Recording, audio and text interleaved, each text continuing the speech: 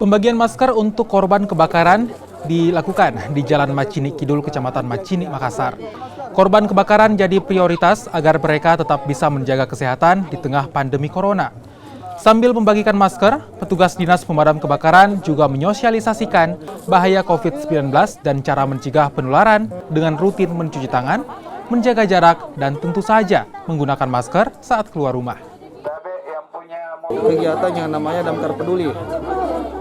Damkar Peduli ini setelah kita melakukan pemadaman, kita lihat banyaknya masyarakat yang berdampak. Di sini kemarin kurang lebih 140 lebih kakak jiwa, 45 kakak, 50 kakak lebih di sini, 54, 35 rumah. Jadi hari ini kami bersama-sama dengan Ibu PKK Dharma Wanita Damkar sama teman-teman dari Damkar melalui Damkar Peduli, dan sekaligus kami melakukan edukasi kebakaran dengan memasang stiker, membagikan juga edukasi untuk Kopik, membagikan masker, menyampaikan kepada masyarakat bahwa bahaya kebakaran.